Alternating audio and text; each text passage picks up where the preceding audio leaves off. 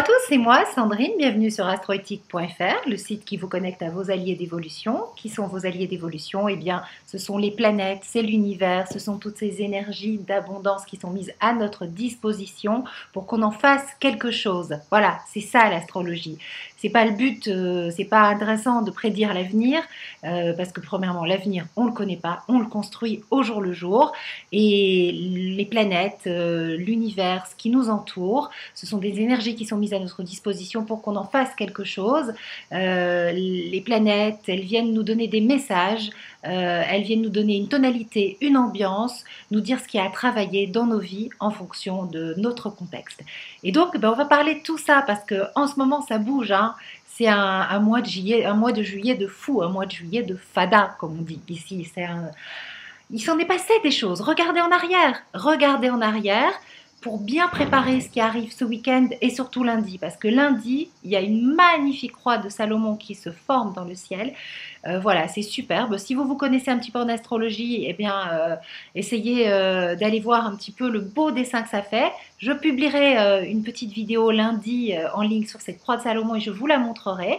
Mais en attendant, on va parler de ce qui se passe ce week-end et de ce qui nous attend, voilà, pour bien préparer cette croix de Salomon de lundi qui vient nous dire des choses très fortes. Alors, un petit retour en arrière. Qu'est-ce qui s'est passé là ces 4 dernières semaines? Depuis que Jupiter est rentré en Cancer, depuis ces énergies d'amour et d'abondance, d'ouverture de cœur, de lâcher prise, d'abandon confiant en la vie. Ensuite, on a eu Mercure qui était rétrograde, qui nous a poussé à faire le tri dans nos émotions. Et puis là, il est redevenu direct. Mais bon, il est encore un peu dans sa zone de rétrogradation. Donc, il y a encore des petits loupés au niveau de la communication. Il peut même y avoir des clashs qui sont en fait la conséquence de ce qui s'est passé ces 4 dernières semaines. Avec Mercure rétrograde, on fait le tri dans ses émotions. Il se passe des choses dingues, imprévisibles. Voilà, et puis on peut aussi, parce qu'on se cherche, parce qu'on essaye de comprendre, parce qu'on essaye de savoir qui on est au niveau des émotions, et bien faire des erreurs, dire des bêtises, voilà, il faut apprendre à se taire, à bien parler. Et donc là, avec le soleil qui est en Lion et qui samedi va se placer au carré exact de Saturne, plus Mars entré en Cancer, passé sur Jupiter et opposé Pluton, des énergies très agressives, très masculines, très viriles et assez violentes, il peut y avoir comme un retour de bâton. Conséquence des choix, des actes, des pensées, des actions qui auront été posées là, en juillet. Voilà. Simple conséquence. Si vous avez fait des erreurs, eh bien, il va falloir en accepter les conséquences, accepter qu'elles peuvent vous faire souffrir, vous en premier, parce que c'est vous qui comptez, et faire souffrir les autres. Mais l'erreur est humaine, alors c'est pas une raison, c'est pas une bonne excuse, mais l'erreur est humaine, et c'est là pour apprendre et progresser. Donc, voilà un petit peu les énergies de ce week-end. Ça va pas être tout sourire. Il peut y avoir des choses très désagréables. Hein. Là, demain, Saturne, alors je dis demain parce que j'enregistre mon billet vendredi et je ne sais pas quand il va être mis en ligne, mais en tout cas, samedi, le Soleil carré Saturne, c'est de la frustration. C'est de la frustration en barre. C'est un frein, c'est un stop, c'est quelque chose qui vient nous dire non, c'est pas la bonne direction. Ça oblige à faire une pause, à faire un petit retour en arrière et à se dire, bon alors qu'est-ce que j'ai fait, pourquoi j'ai fait ça, quelles en sont les conséquences et comment je bifurque, comment je réoriente, quels sont mes choix, quelle est ma vérité, toujours, hein, ça je vous le répète, je ne le dirai jamais assez, avec Saturne en Scorpion, authenticité, simplicité, vérité, ne trichez pas avec vous-même. Donc, ce week-end, il est puissant, il est intense, il est impactant, il peut être tendu, il peut y avoir des tensions, mais il est aussi punchy. Pourquoi? Parce que la Lune sera en Bélier, le premier signe du zodiaque. Donc, bon, bien sûr, ça renvoie à Mars, puisque le Bélier est dirigé par Mars, donc il peut y avoir de l'énergie, de l'agressivité, mais la Lune, elle va donc bien sûr rejoindre Uranus. Donc bon, c'est toujours la pêche, l'initiative, allez-y. N'ayez pas peur, foncez. Hein. Quand la lune est en bélier, c'est le moment de démarrer, c'est le moment de foncer, c'est le premier signe du zodiaque. Qui dit premier signe dit action. C'est la sève du printemps qui coule dans nos veines et qui vient nous autoriser à agir, à aller de l'avant. Donc, voilà, ne vous laissez surtout pas abattre par le carré Saturne-Soleil, qui peut être plombant, qui peut être restrictif, qui peut vous déprimer aussi, hein, vous dire mais c'est pas vrai, encore un refus, par exemple par rapport à une proposition d'emploi. Surtout pas, allez, c'est le week-end, je recapitalise des énergies positives, j'y crois, je vais de l'avant. Et puis lundi, je me remets au travail. Lundi, la lune, elle sera en taureau, c'est le signe du labeur, du travail. Et puis, elle fera de très très beaux aspects dans cette grande croix de Salomon. Donc, voilà, la vie continue, elle est bien faite, elle est très bien faite. Le carré Saturne-Soleil, j'en parle beaucoup parce que c'est vraiment lui, avec l'opposition Mars-Pluton, ce sont les deux événements astro majeurs de ce week-end. Ils vont vous mettre des bâtons dans les roues, ils peuvent vous confronter à des situations de conflit, de tension extrême. Eh bien, ça a une raison. Ça a une raison.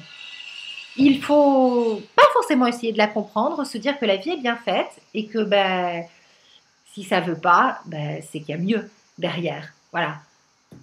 Faites le test, regardez un petit peu tout ce qui s'est passé ces dernières semaines. Il y a eu en amour par exemple, des possibilités, et puis ça s'est pas fait. Mais ça s'est pas fait, mais parce qu'en fait il y avait mieux derrière, ou il y a mieux qui vient. Quand les choses ne se font pas, c'est qu'elles ne doivent pas se faire. C'est très important.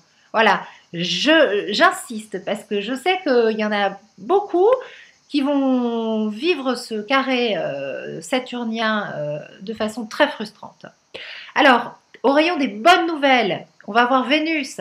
Vénus qui se libère de l'opposition, Vénus en Vierge, qui se libère de l'opposition à Neptune, donc qui nous a projetés dans des rêves, qui nous a invités. Neptune, c'est le dieu des océans, c'est celui qui nous relie à l'infiniment tout. Et donc lui, il est venu nous offrir la possibilité de nous connecter à nos rêves et de faire de notre vie un rêve. Eh bien, on a Vénus qui progresse et qui vient faire un très très beau trigone à Pluton. Ça, c'est de la passion.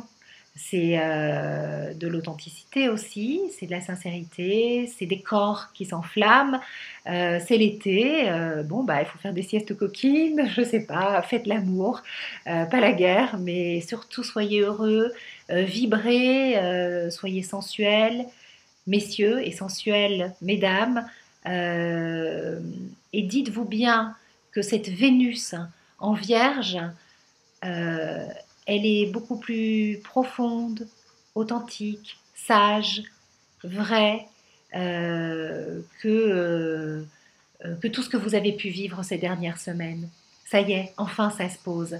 Et ce merveilleux trigone qu'elle va former à Pluton, c'est pour vous dire, tu vois, ça, c'est ta vérité. Ça, c'est toi. Ça, c'est qui tu es vraiment. C'est simple. C'est simple parce que Vénus en Vierge, elle est pour la simplicité.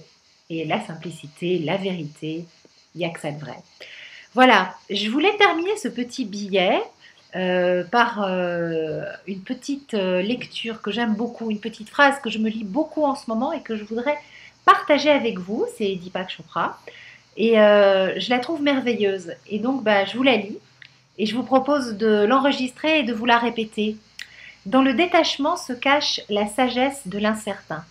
Cette sagesse nous libère des entraves créées par le passé, par le connu. Elle ouvre la porte de la prison qu'a construite notre conditionnement au passé. En acceptant d'entrer dans l'inconnu, dans le champ de tous les possibles, nous nous abandonnons à l'esprit créatif, au chorégraphe de la danse de l'univers. Et ben voilà, je vous souhaite un merveilleux week-end. Reposez-vous, faites-vous du bien, pensez à vous, profitez de l'été. Soyez beaux, soyez heureux, soyez amoureux, soyez sensuels, soyez gorgés d'amour. Merci pour les beaux messages que vous m'envoyez, tous les messages d'encouragement qui me poussent à continuer. Désolée pour le petit cri strident, mon voisin fait des travaux, mais moi j'avais envie d'être dans mon jardin, sur ma terrasse, pour vous parler. Alors voilà, on va s'en accommoder. Voilà, c'est comme ça. Je vous envoie tout plein d'amour. Je vous fais des gros bisous et je vous dis à lundi pour vous parler de cette magnifique croix de Salomon qui se forme dans le ciel et qui va relier toutes les planètes entre elles de façon positive, des triangles, de trigones. C'est superbe. Je vous montrerai le dessin parce que c'est à voir aussi. Allez, love!